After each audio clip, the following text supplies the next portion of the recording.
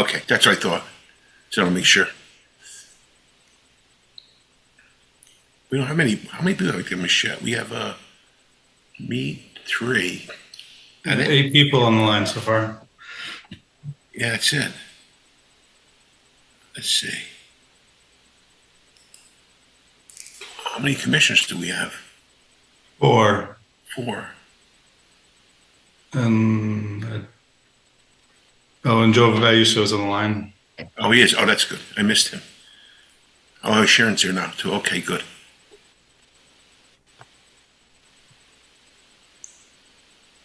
There's Dina too. So let's see. We have 1, 2, 3, 4, 5. Oh, so we got 5 commissioners. We can do. We can. Yep. We're in good shape. Oh, okay, good. Let me just mark who those people are so I have them. So, Joe, Marcy, Sharon, me.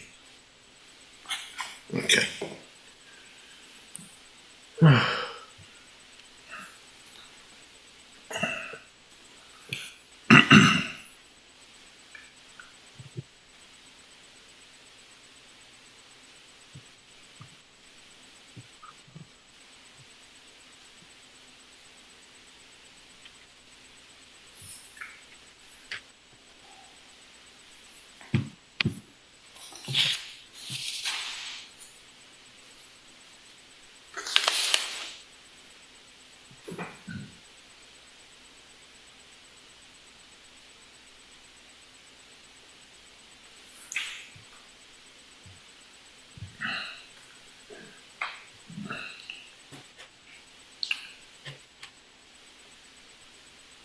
Okay, it's 7 o'clock. You want to get started? You want to wait a few minutes? Yeah, we can get started. Let me start the recording. All right, go ahead. Do what you got to do. Recording in progress. All right, we're good. We're good to go? Okay. Yes. All our commissioners are here, so that's good. Okay, good evening, and welcome to the Branford Planning and Zoning Commission meeting on February 19, 2026. It's now 7 p.m. My name is Fred Russo. I'm the Secretary of Planning and Zoning, and I am substituting for our Chairman, Chuck Andres, this evening. I'd like to introduce members of the Branford Planning and Zoning Commission and ask each of them to acknowledge their presence as their name is called out. Joe Vayuso. Joe. Joe Vayuso is present. Thank you, Joe. Joe Chadwick. Joe Chadwick is present. Thank you, Joe. Marcy Paluzzi. Marcy Paluzzi is present. Thank you, Marcy. Sharon Hutner. Sharon Hutner is present. Dave Dyer. I don't believe I see him on the screen, but I'll call him out anyway. I'll mark him as absent. And I'm Fred Russo, and Chuck Andres, our chairman, is absent as well. Our staff, I'd like to introduce members of the Branford Planning and Zoning Office and ask each of them to acknowledge their presence as their name is called. Our Director of Planning and Zoning, Mikhail Wackers. Present. Our Assistant Town Planner, Dan Robinson. Here. And our Recording Secretary, Michelle, who's taking notes at a remote location. Tonight, we do not have any new public hearings. So, and Mikhail, please correct me if I'm wrong. We have no public notices to read. If we have no public notices to read, there's no reason to read what the format is to how the meeting is conducted in terms of public hearings. And also, there's no reason to give instructions on how a person can access our public hearing and comment. So I think we can dispense of those for the evening at least. That's correct. Okay, that's good. So that brings us up to our first hearing, which is still open and in progress, which is the Planning and Zoning Commission, ourselves with the applicant, and it's the zoning regulations. And Mikhail, I think you should speak to this. We're not going to go forward with this tonight, correct? No, we are. We received fire department comments, and I can So if you want to, we can consider the Okay, motions tonight. not a problem. So why don't we do that then? Where would we begin with this? So as I recall, we closed the public hearing. Correct. The commission asked for the fire department to review and make comments. And I'll share my screen so you can see the latest fire department comments. Fred Russo. So as far as the landscape regulations, we're not doing those tonight, correct? No landscape regulations. Okay, tonight. so then we're going to go on to the old business. Correct. Okay, so I just want to make sure we're all on the same page. So now we're going to be doing 42 Silver Street. Greg Bozzi, who's the applicant and owner of the property. So then, I'm sorry, Michael, but you go ahead. Yeah. Sorry, I thought we were on 42. So we closed the public hearing for 42 Silver Street. The commission asked for a comment from the fire department. We put a request to the fire department, and they did return a comment to the department after reviewing the plans again and getting additional information on fire access. So when they reviewed the fire access, so they reviewed the updated plan from February 18th, which is uploaded in OpenGov for fire department access. The access has been demonstrated with the largest fire department apparatus reaching the rear area of the driveway of the two family residents. The only concern the fire department would have is the parking arrangement on the driveway area. Depending on vehicles are parked outside of the garage area, it may delay access. But they generally say that they show that it's feasible to get an apparatus up that driveway. In the updated staff comments, I showed what was shown, and you can see here in red how they would be able to get up there. And then I updated the findings and the conditions. They've really met all the conditions that we had at the last meeting, so they don't need to be incorporated into an approval if you want to consider one tonight. So I do have the findings and conditions updated, reflecting what has happened since the last meeting. I do want to also add, there is some housekeeping that if you are going to enter in discussion, a member of the commission will need to disclose something for the record so that we, and I don't know if you want to handle that now or ask questions. All right, so it came to our attention because the commissioner reached out. So Marcy Paluzzi had gotten phone calls from members of the public after the public hearing was closed. We reviewed what was communicated to her and how she responded with the town attorney. We just want to make sure we put that on the record and have Marcy sort of state her position so the commission and the public can understand how it might or might not impact it. So I don't know, Marcy, if you want to. Sure. If I described that correctly. Well, it was just one, but I'll just read the statement. I received an unsolicited communication regarding the application. I did not respond substantively, and I formed no opinion as a result. I do remain able to deliberate fairly and will decide the application solely on the evidence of the record. So that's really the statement, that the conversation did nothing to, persuade me or dissuade me either way. Okay. Thank you, Marcy. Fred, also just to note, since Chuck is not here, we have to see an alternate, and we need to ask if the alternate has reviewed the information or was present at the last meeting and can act on it. So that would be Sharon. Sharon? Yes, I was at the last meeting and I am willing to act on it. Thank you, Sharon. Okay, so we could actually deliberate this at this point, I believe. Correct? Correct.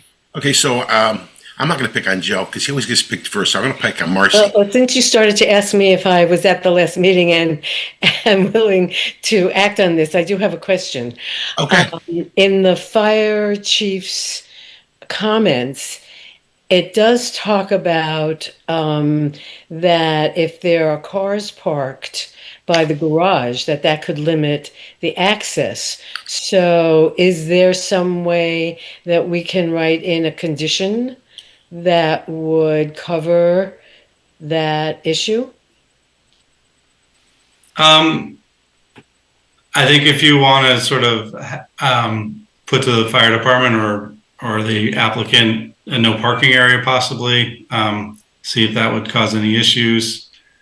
I believe I don't know if the applicants represent, of course we closed the public hearing so they can't add. So I think if you want to have a condition with a no parking aspect so that the fire lane stays open essentially, that Yes, is something I we can think that certainly would be- consider.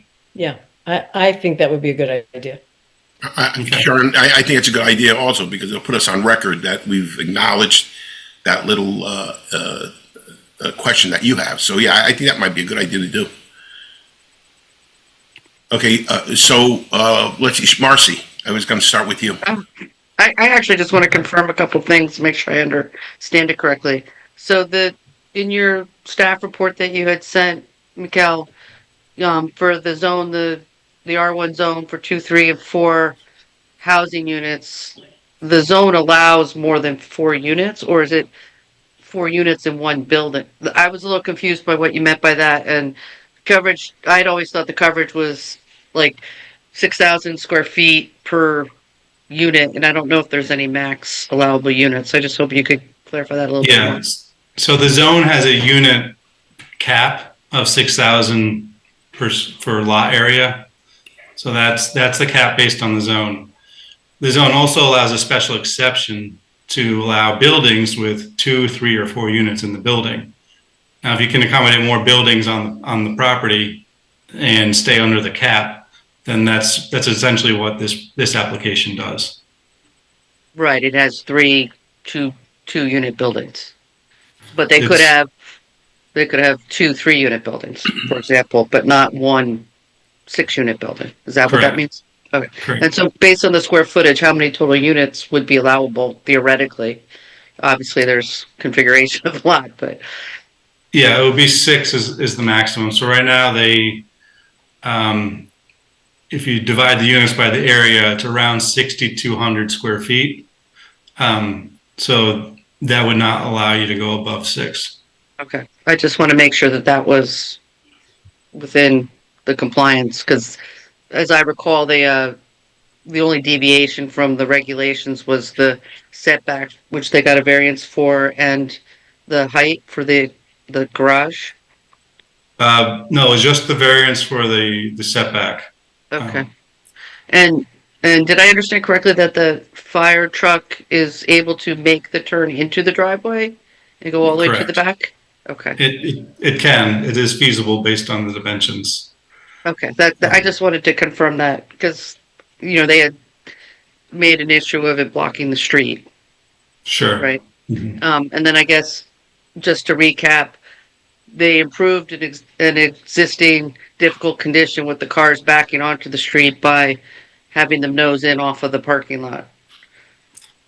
Correct. That's removed, so we're no longer encroaching on the street with the parking. So that is an a much improvement better of the- scenario. Yeah. Right. Okay.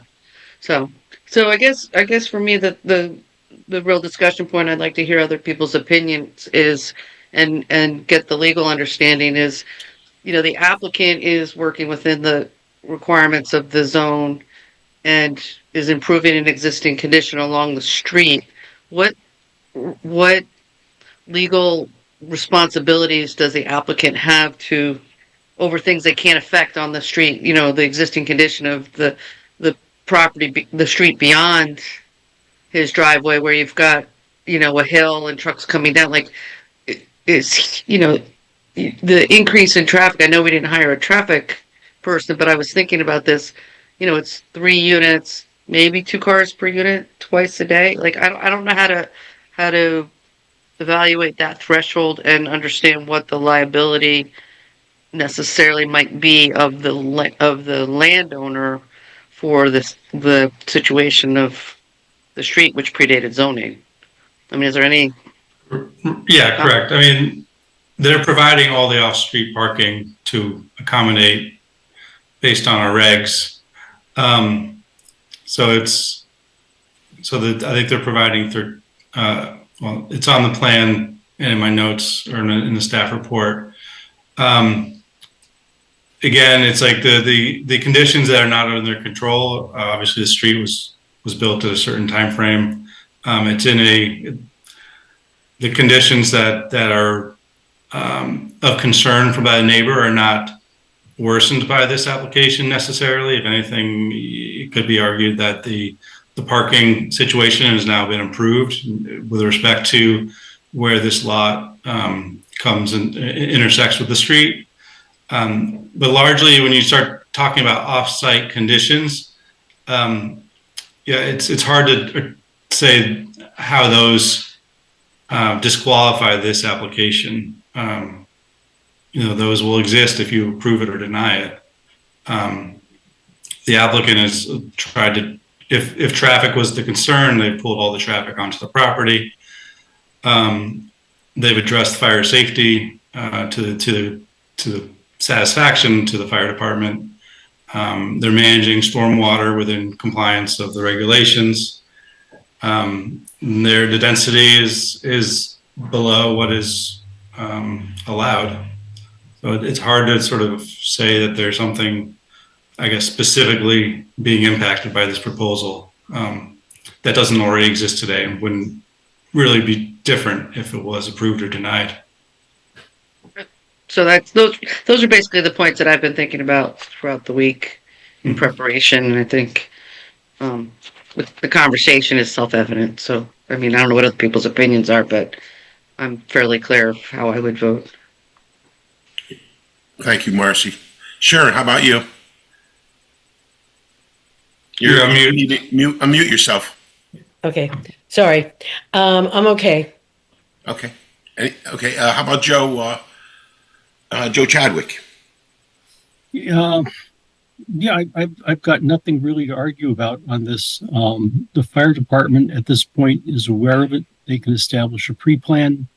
We can situate ourselves as having noted possibility of any difficulty and post it for no parking fire access. So, yeah, I do not see this. I do not see this being an exponential problem for the neighborhood. It may be a slight adjustment, but I do not see this being of a catastrophic nature to anybody. And this is going to be just sort of come and get used to it. Thank you, Joe.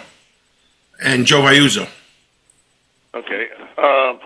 Again, I agree with most everybody saying. I took a ride there yesterday, and I was there. I actually went up and down the road twice, and I was there for at least 15, 20 minutes looking at it because I was trying to find a property because I didn't have the number. But then I looked at the proposal, and then I familiarized myself with all of it. But one of the neighbors, I guess, was complaining or stating about the road being very narrow, 11 feet or something, and that's true. But that doesn't happen to the very, very end of that road. From Silver Street, it's not a super wide road, but it's wide enough to get two cars going by each other without any problem all the way through, even with the snow. It looked like it wasn't bad until you get to that hill, and then when you get to that hill to get to the top of that business or a landscaper or something that's on the top, that's where the narrowness is. But that part, I believe, is beyond where we're talking now, and everything else they seem to be compliance with. So it's hard to find fault with something that they're in compliance with everyone. And the big one was the fire department, and they resolved that situation. And they did resolve a couple of situations with the parking out in the curb cut, and that was taken care of. So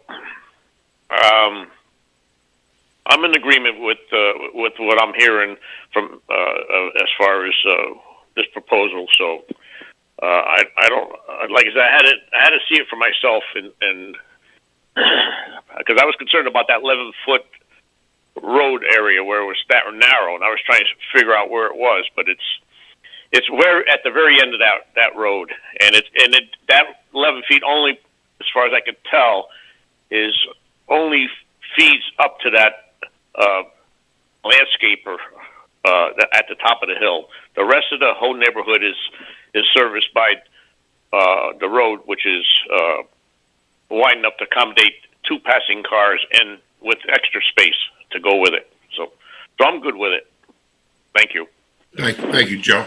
Fred Russo, I'd like to make my comment on this. I actually took a ride like Joe did today, as a matter of fact, just to get a feel for that road. And I was actually pleasantly surprised that it was wider than I thought it was going to be. As I think I talked about in the last meeting, I live on a very narrow street.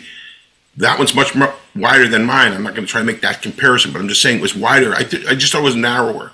So I was happy to see that it was wider than I thought it was. But I agreed with Marcy about making that turn. I thought that was kind of if I had to give just a layman's opinion, I would say I couldn't see a vehicle making that turn. But I'm not the fire chief or the fire marshal, and I don't know anything about fighting fires and what it takes to fight a fire. If they're willing to officially go on record and say that they can get their equipment in there or make the turn, and then who is it for me to judge that they can't do it? I hope they never have to do that.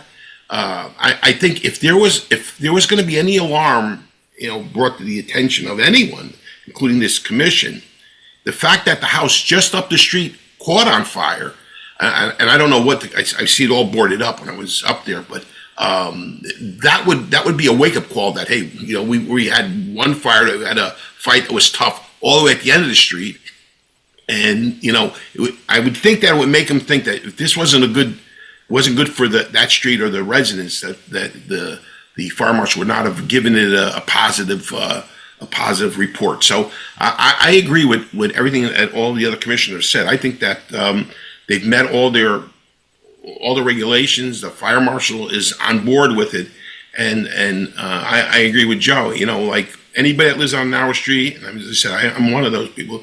You have to learn to make the accommodations for it. I didn't see anything so blatant that we rejected. And I thought, for me, when I went up there, I thought what was really going to get me was how narrow the street was, and that's what I said. That was the first thing I said. It's not as bad as I think it is. And Joe's right. 2 cars can side by look. It's not a highway, but 2 cars can go side by side. My street, you can't. Our street, when you go up, you got to pull into someone's driveway to let someone pass. So the thing I thought was going to bother me didn't. The thing that I wasn't really sure of, and I'm still concerned about it, but as I said, I'm not a professional firefighter, and I have no experience whatsoever in how to even drive a fire truck. So I would agree with the rest of the commissioners that I think that they've met all the findings and conditions, and we should approve it. So I guess with that said, is there anybody that would make a motion to approve the application? Chadwick will make that motion. Joe makes the motion. Anybody second that motion? Joe Vayuso will second, but just add to the condition. I think we mentioned something about no parking being striped some way for fire lane or something. Should something like that have to be added to the conditions? Their proposal. Well, here we go.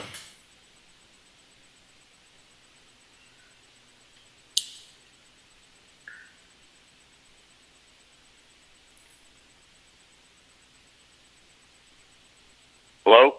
Is that Dan or is that Joe Vayuso. Yeah, Joe. No, Yeah, I you're know. muted.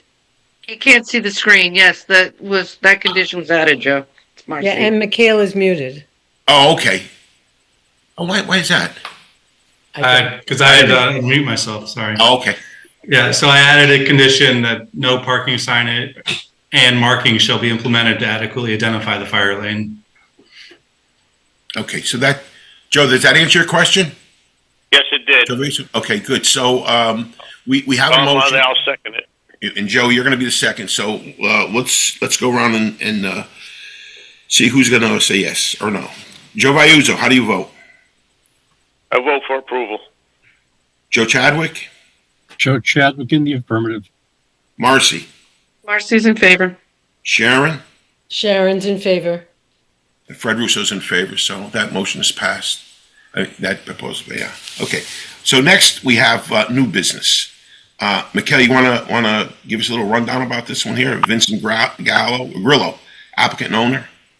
I believe, Dan, Dave? did you do this one? No. No? Okay. Yeah. Let me take a look. This is the public hearing coming up in March, McKeel. Oh, okay, yeah, it's For not, next month. it's All scheduled right. for next month, so it's just on the Yeah. agenda. Okay. All right, well, next we have the minutes. Did everybody get a chance to look them over, read them? Have any questions about them? No questions, then we can vote on these as well. Will someone make a motion to accept the minutes of February 5th, 2026? Marcy will make that motion. Marcy makes the motion. Do we have a second? Joe Vayuso, Chadwick. second. Okay, Joe Vayuzo seconds. Let's take a vote. Joe Vayuzo, Joe Vayuso approves the minutes. Joe Chadwick, Chadwick approves. Marcy, Marcy approves. Sharon, Sharon approves. and Fred Russo approves, so the minutes are approved as well. Correspondence, Mikkel. Yeah, we did get one correspondence from Guilford notifying us that they're doing amendments to their zoning regulations. There's a variety of amendments they're proposing. None of those really directly impact Branford. It's nice to see that they're working on things like exterior lighting. So, About but landscape. happy to share that if anyone wants to see it. How about landscape? Are they doing anything with landscape? I did not see landscaping. Okay, so that's it for correspondence. Correct. Okay. Other business. We have a bond release on 47 Gould Lane. Something about that. Hi, yeah, so Heather Gwinnell, zoning officer.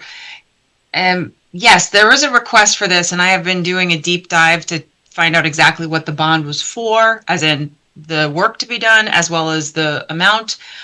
And this, as it turns out, is an extremely large, complicated project, and I do not have answers. So I thought that this would be, I would be able to present it tonight as a release, but I really can't. I think it needs to get pushed off. That's not a problem. Thank you very much, Heather. The other thing is, and I think Mikhail, you should speak to this, this acceptance of Lemaitre Lane. Yes. So I have a motion. Is that the next item? Yes. Okay, so let me share my screen. So Lemaitre Lane is a project. The road, the public infrastructure has been constructed to the satisfaction of the engineering department. And all the houses have been constructed and CO'd. So here's the road. It's off of Gould Lane. Can you I make your can't screen a remember little bigger? Sure. Sorry to interrupt. It's just, it's very small. Yeah, Like your whole Um, screen even is, yeah, I don't know if you can do full screen on your image, but that's probably best I can do right now. yeah, it's just you've Um, got all the headers and stuff are still on there, and then there's black above and below. Right. It's But it's a constructed road, and they've finished all the houses, and I'm pretty certain they sold all the lots at this point. But the engineering department is okay to accept it. So we need a motion to accept to GSA 24. It's a favorable report to the town. So this can go to the town meeting and get approved as a town road. So this is the finding / motion that we need to consider tonight if you want to move it forward. So that would require a vote on the part of the commission. Correct. So I will ask, does anybody have any questions about the the document that Mikhail's presenting. Joe Chadwick speaking. I have no opposition to this at all, but just for my own information, there's that spur that comes up to a cul-de-sac. Is that treated like or considered a driveway in terms of the intersection with the town road? Yeah, so you're talking about this cul-de-sac here? Yeah, I do not know the status. It has a different name. It's not a part of this acceptance. So I don't have an answer right now to what the status is. Okay, I was just sort of curious how utilities Sure. plug in, how the subsurface stuff works, but okay. None of those houses have been built yet back there, have they? On that I want to cul-de-sac? say some have been. I have not been focusing on that project right now. And Okay. Heather, I don't know if you know, been out there, but yeah. No, I haven't been out there. I wasn't going to go out and do a review till I knew what I was looking at. I do drive by there frequently, and I haven't seen any new houses going up back there, but there might be one or two. I can let you guys know next time. Thank you, Heather. Okay, so why don't we take a vote on this favorable report? Joe Vayuso? Can I make a motion? Oh yeah, I'm sorry. Excuse me. Will someone make a motion to accept the? Thank you, Marcy. I'll make a motion to accept the report, the favorable report. I'll second. Who made the motion? Oh, I thought you did. Your chair. I'll make the motion. Who made the motion? Chadwick All right. seconds. All right, Joe, second. Listen, I was trying to beat it to 7:30, but I guess I'm not going to break the record. You're close. It's okay. We're going to be close. Okay, so we have a motion on the floor and a second, so let's start the voting. Joe Vayuso. Joe Vayuso approves. Joe Chadwick. Chadwick approves. Marcy. Marcy approves. Sharon. Sharon approves. And Fred Russo approves, so that's the favorable report's been approved by the commission. We have a couple of things left, and again, Mikhail, I guess you should comment on them. They're just pending items, so there's nothing that we have to do much with, but maybe if you just want to mention what they are. Yeah, they're mostly coastal site plan. They're waiting review from DEEP. As soon as we get their response or the 35 days expires, we'll put them formally under new business. Okay. So, but they're mostly reconstruction of houses and in the coastal site plan area. Okay, so I think we're pretty well done for the evening. Before we do the final thing, a motion to call a meeting. But again, I would like to thank everybody. You know, this is I always apologize at the end of these, rightfully so, because I do not try to be our chairman. I think he does a wonderful job, and it's not the easiest thing to do, even though it may seem easy when Chuck does it. I find it much more difficult than it appears to be. So thank you, commissioners, for your attention and all the matters that we discussed tonight. Looking forward to doing it again if I have to. And I would ask someone to make a motion to adjourn the meeting. Sharon will make that motion. Sharon makes a motion. Can we have a second? Marcy will second. Marcy seconds it. And let's vote. Joe Vayuso. Joe Vayuso approves. Joe Chadwick. Chadwick is in favor. Marcy Paluzzi. Marcy approves of the job you're doing, Fred, and approves of the Thank you. the motion. I'd buy a coffee, but it'd be like bribing you, so I'm not doing that. Sharon Hutner. Necessary. Sharon Hutner also approves and approves of your job as well, Fred. Thank you very much. You're very kind, both of you. And Fred Russo, I also approve. So I think I beat the record. It's 7:30. And I want to say thank you all, and we'll see you next time around. All right, great job. Take care, everybody. Thank you. Recording stopped. All right, bye. This program was brought to you in part through the support of the Town of Branford. Watch town meetings and other videos on demand at BranfordTV.org.